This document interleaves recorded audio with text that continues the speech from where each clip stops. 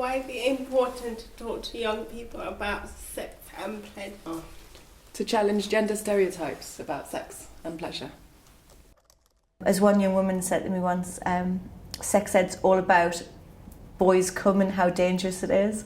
It's never about sort of girls' orgasms or anything brilliant. Young men are supposed not to feel that relationships can be emotionally fulfilling, and I think that's a shame for them, and I've certainly spoken to many young men who gain a lot from relationships way beyond the sexual element of the relationship. So I think for them it's important about allowing them to realise that and sometimes challenge what we've often seen as being peer group pressure to put yourself as the big man who's good at sex.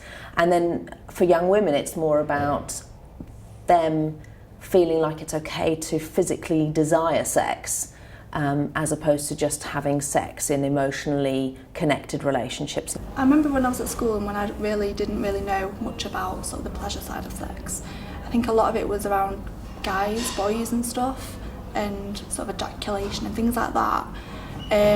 So, you know, you talk about them but not about what happens when girls get aroused, and what girls can do for pleasure.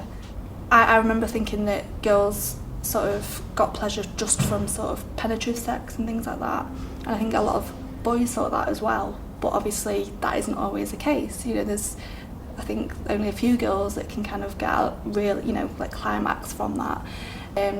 So yeah, some more stuff talking about that, and just the more people talk about it, the more okay it will feel.